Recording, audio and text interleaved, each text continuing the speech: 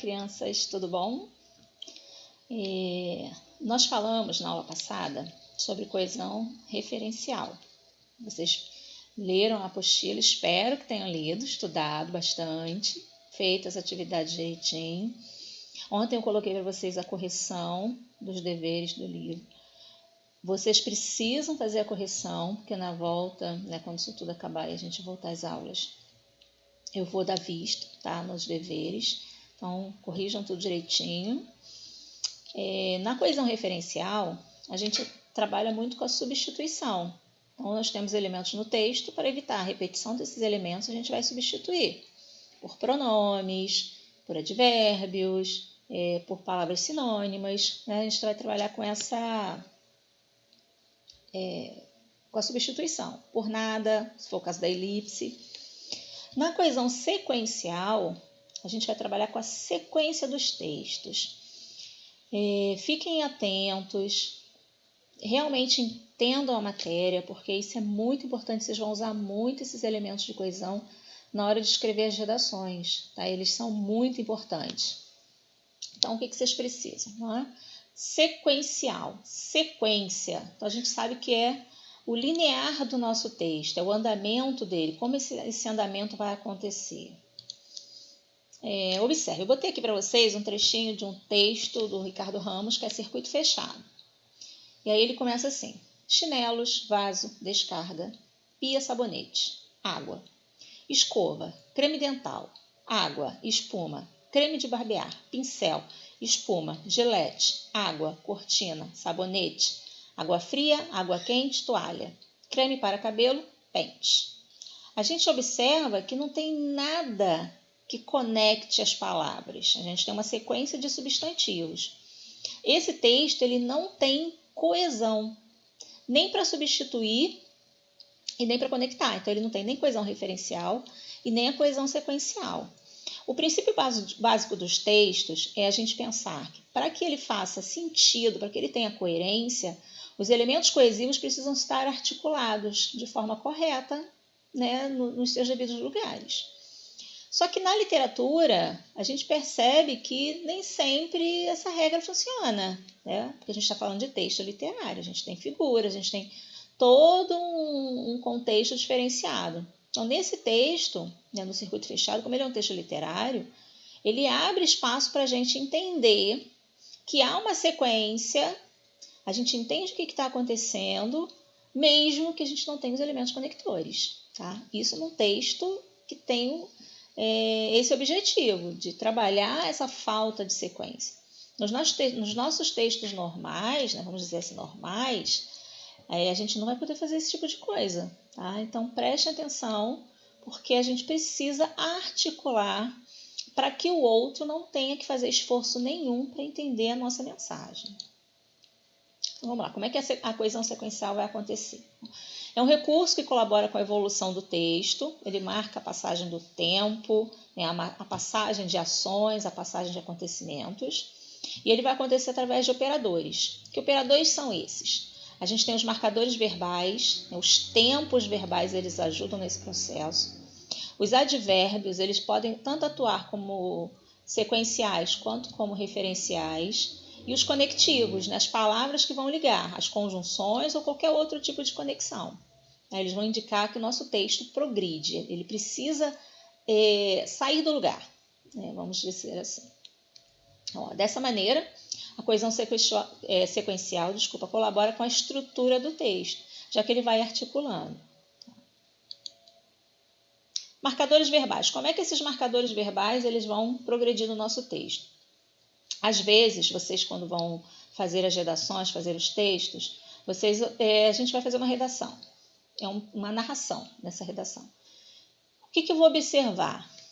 A sequência textual. Nessa sequência textual, eu vou colocar o meu personagem numa sequência de ações. Essas ações elas aconteceram, eu estou projetando essas ações do meu personagem para o futuro. Então, esses verbos eles precisam estar conectados numa sequência textual, numa sequência verbal, desculpa.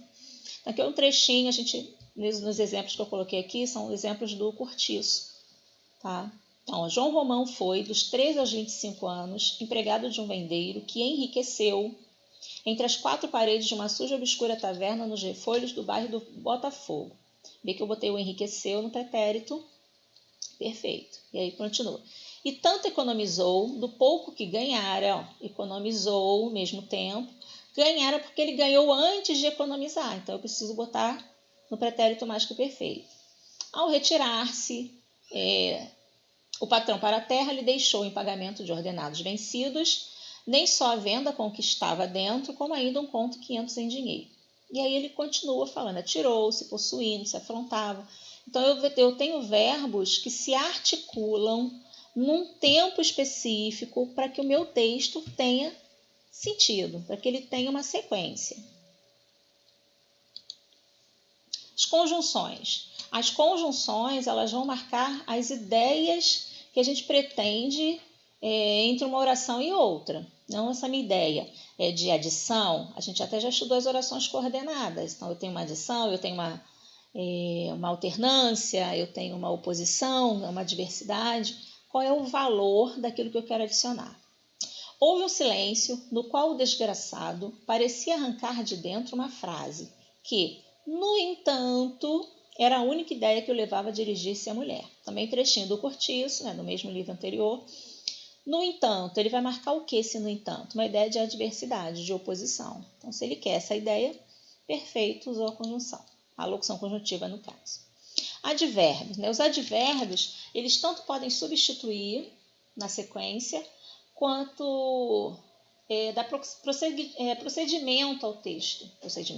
Prosseguimento ao texto. Então, João Romão foi dos 13 aos 25 anos, empregado de um vendeiro que enriqueceu entre as quatro paredes de uma suja e obscura taverna. Dos 13 aos 25 anos, ele coloca para a gente o tempo em que ele foi empregado. E aí, depois, na sequência, depois disso, então, logo depois, ele vai marcando essa passagem de tempo. Essa setinha, crianças.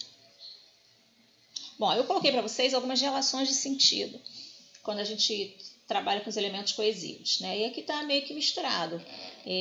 Advérbios, conjunções, vocês vão trabalhar com isso, de adição e inclusão, de oposição, de afirmação e igualdade,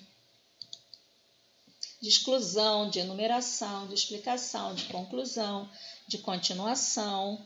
E aí a gente tem a sequência e que observar no texto qual o valor que a gente quer com as conjunções que a gente está usando, ou para interpretar o texto, o que o autor pretendia usar determinados elementos conectores, ou coesivos referencialmente falando.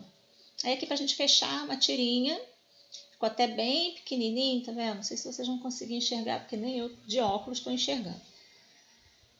A tirinha acima, por exemplo, a coesão textual estabelecida pela palavra então. A gente tem aqui, o então. Eu começo aqui, então, quer dizer, esse então tem um valor de interjetivo, indica surpresa. Igual quando a gente trabalha com a situação, a gente vai começar a falar alguma coisa, não sabe por onde começar e vem, bem, e aí, beleza?